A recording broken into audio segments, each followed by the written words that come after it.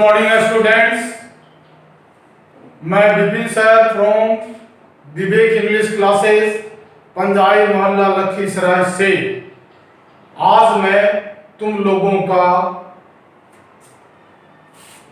को टेंस का तीसरा बेटा का चौथा बेटा के बारे में पढ़ाएंगे और ये लास्ट है, यानी कि इसके बाद तुम्हारा टेंस फिनिश।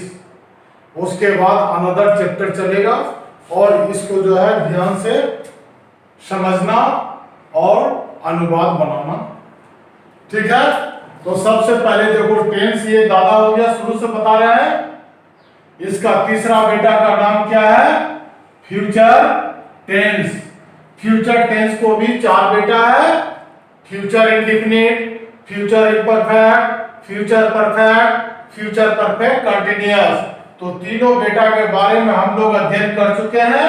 आज हम लोग फ्यूचर परफेक्ट कंटिन्यूअस टेंस के बारे में अध्ययन करेंगे। सबसे पहले इसका डेफिनेशन क्या होगा? इस टेंस से यह पता चलता है कि कोई काम फ्यूचर भविष्य में शुरू होगा, और फ्यूचर टेंस है तो सारा काम भविष्य में शुरू होगा ही, लेकिन थोड़ा थोड़ा अंतर है और यह लगातार चलता रहेगा। ये कंटिन्यूटी दर्शाता है। जैसे देख लो, सीता नाचती हुई रहेगी, हम लोग खेलते हुए रहेंगे, मैं पढ़ता हुआ रहूंगा, किसी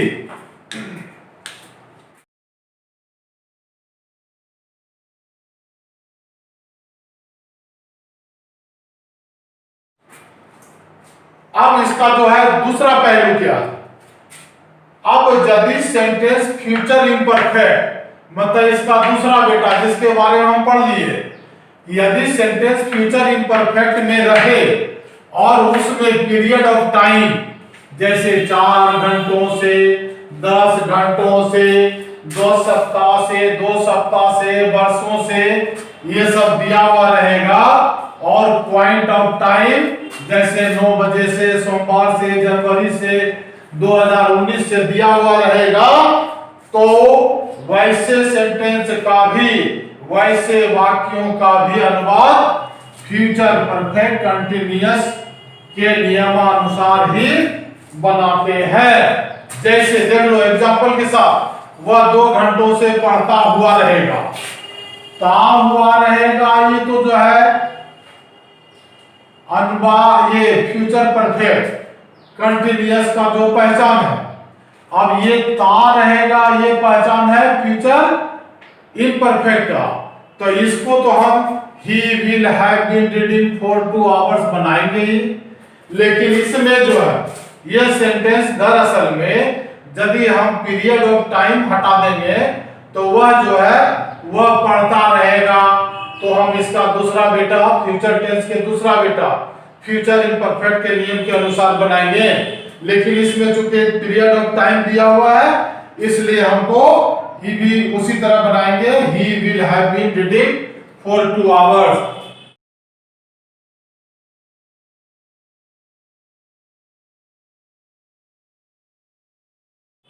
यदि हम इसको इस तरह बना देंगे, he will be reading for 2 hours, ये रॉन्ग है, ऐसा गलत हो जाएगा, इसको नहीं बनाना है,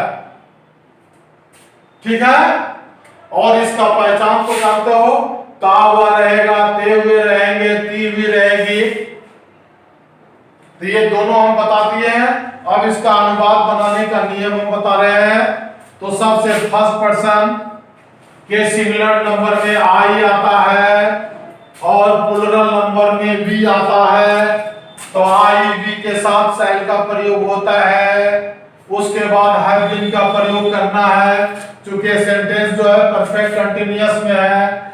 उसके बाद मुख्य क्रिया में आईएनजी यानी कि चौथा रूप लगाना है। उसके बाद फॉर और फ्रॉम का प्रयोग कर पॉइंट ऑफ टाइम और पीरियड ऑफ टाइम के लिए किया जाता है। फॉर का प्रयोग और फ्रॉम का प्रयोग पीरियड ऑफ टाइम और पॉइंट ऑफ टाइम के लिए किया जाता है।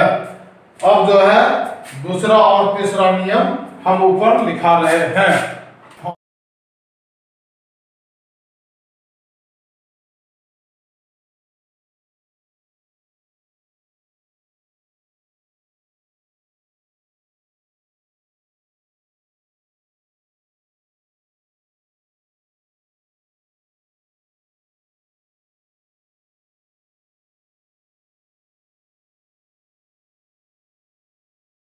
देख लो, रूल्स नंबर सेकेंड है, अनुवाद बनाने का नियम का रूल्स नंबर सेकेंड है। तो सेकेंड पर्सन के दोनों नंबर्स में यू आता है, लेकिन किसी का मतलब जो है यू से केवल एक पर्सन आप या तुम का बोध होता है, और इसी यू से आप लोग और तुम लोगों का बोध होता है, तो उसमें कोई अंतर नहीं।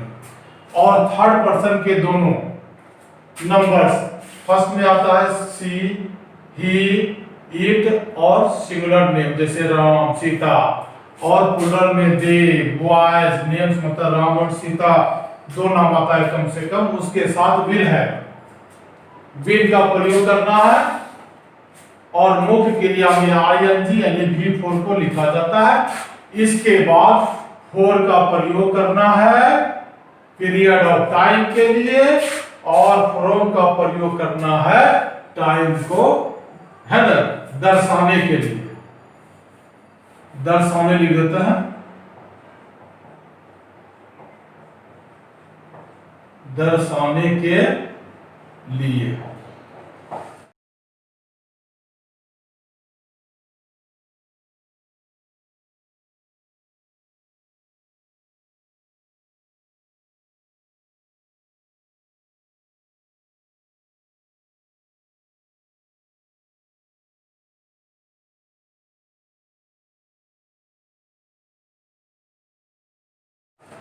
अब जैसे एग्जांपल हम बता दिए हैं, राम सुबह से, हाँ क्या है, नेम के साथ विल हैव बीन का प्रयोग कर, इसके बाद फॉर और फ्रॉम का प्रयोग कर, है ना, टाइम को दर्शा,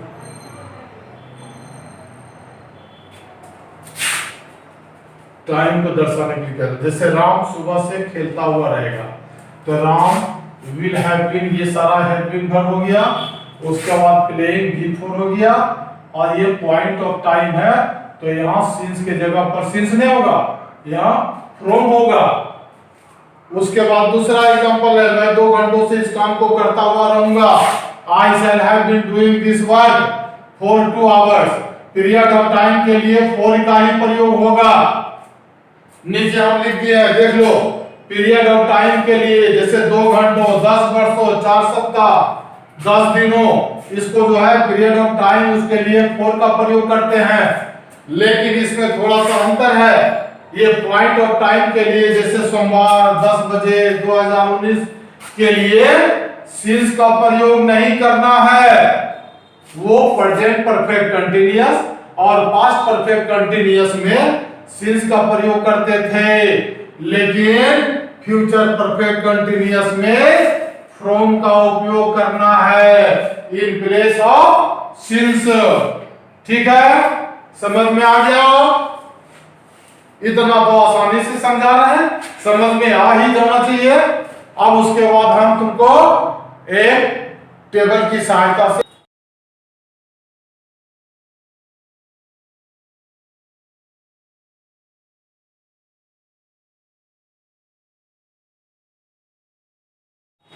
हाँ देख लो, short table of future perfect continuous tense. ठीक है, टेंस यहां लिख देते हैं, विच हेल्प्स, जो मदद करता है स्टूडेंट्स, विद्यार्थी को, to turn from Hindi into English में। ये टेबल की सहायता से तुम लोग आसानी से बना सकते हो। अब जैसे सबसे पहले नंबर होता है, नंबर इंग्लिश में 2 तरह के, सिंगुलर नंबर और प्लूरल नंबर। सिंगुलर से एक व्यक्ति वस्तु का बोध, प्लूरल से एक से अधिक वस्तु का बोध होता है। अब पर्सन 3 तरह के होते हैं, first person, second person, third person. बार बार हम बता रहे हैं, बोलने वाले को फर्स्ट पर्सन जैसे आई और वी, सुनने वाले को सेकंड पर्सन यू, और जिसके बारे में कहा जाए ही, सी, इट और दे और टू नेम्स होता है, उसको बोलते हैं थर्ड पर्सन। अब रहा कि यदि sentence future perfect continuous tense में रहे तो कैसे बनाएंगे, इसके मदद से।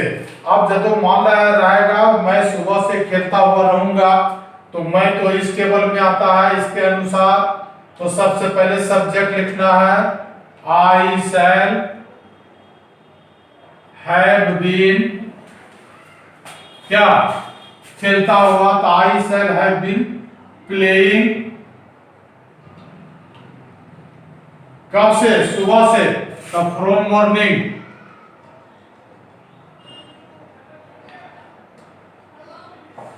उसी तरह हम लोग सुबह से खेलते रहेंगे, तो we shall have been playing since, since नहीं, from morning.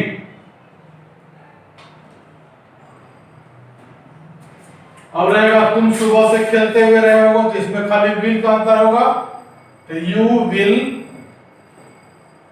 Have been playing from morning.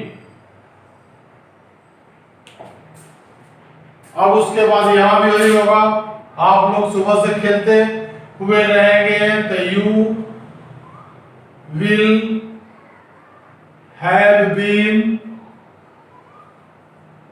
Playing from morning.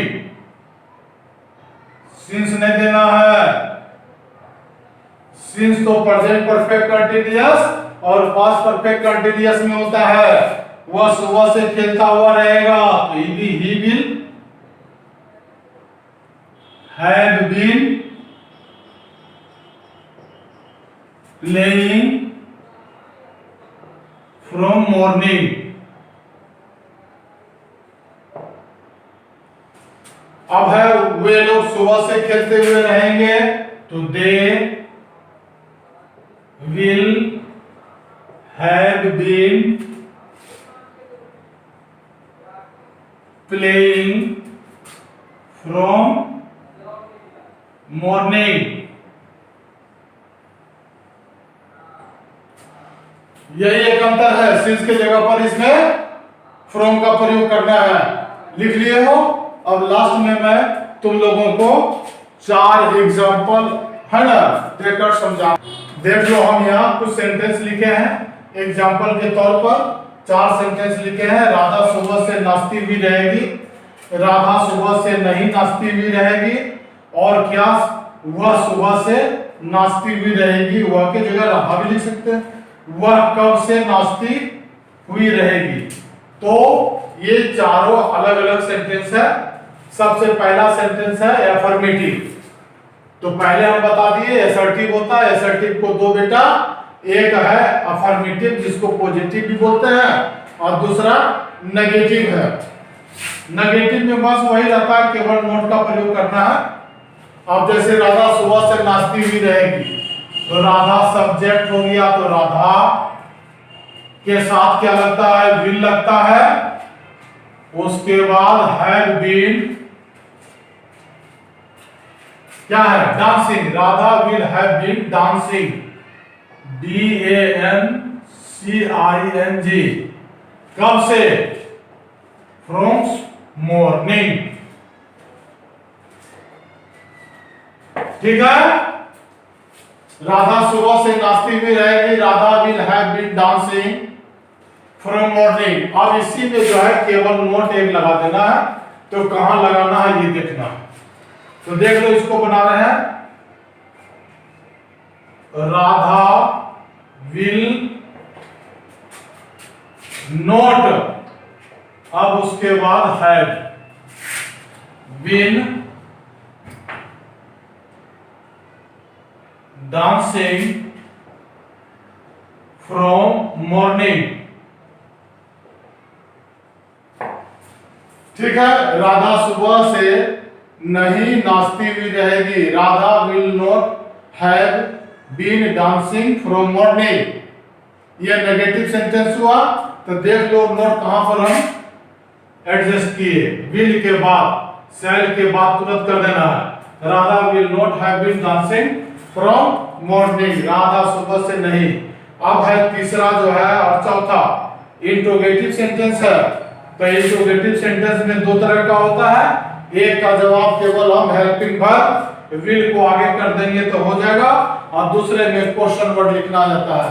तो पहला क्या हुआ, सुबह से नाचती हुई रहेगी, तो सबसे पहले विल को आगे कर दिए, will she had been dancing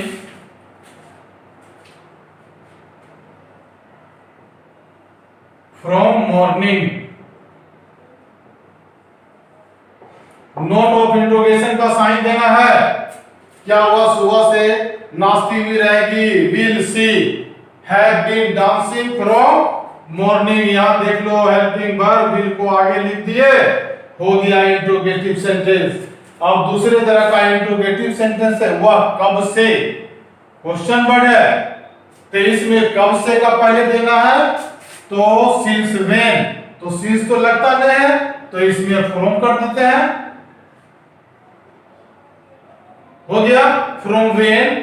उसके बाद विल सी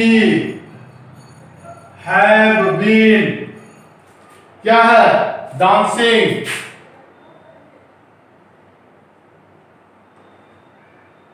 बस हो गया। From when will she have been dancing, वह कब से, बस यहां प्रश्नवाचक चिन्ह, केवल ये ध्यान रखना है कि यहां फ्रॉम लगेगा। अब इसी के जगह पर आता प्रेजेंट परफेक्ट कंटीन्यूअस और पास्ट परफेक्ट कंटीन्यूअस में, तो यहां फ्रॉम के जगह पर हम सिंस लगाते, सिंस व्हेन लिखते, since when has she been dancing. अब पास्ट परफेक्ट कंटीन्यूअस में रहता तो since when had she been dancing लिखते। तब तुम्हारा टेंस समाप्त हो गया है। अब मुझे उम्मीद है कि तुम इसका जो है सारा एक्सरसाइज बना लोगे। उसके बाद मैं तुमको कंजंक्शन की मदद से कैसे एक सेंटेंस को दूसरे सेंटेंस में, दूसरे को तीसरे में जोड़कर मतलब बड़ा बड़ा सेंटेंस बनाया जाता है। क्योंकि केवल एक सेंटेंस को तुम हिंदी से अंग्रेजी में बना दिया, that is not enough for the student to write on any subject in English. For this you will have to know how to add one sentence with the another sentence by using conjunction. Okay? यदि मेरा समझाने का तरीका अच्छा लगता हो तो मेरा चैनल को प्लीज सब्सक्राइब कर देना और शेयर भी कर देना। Thank you.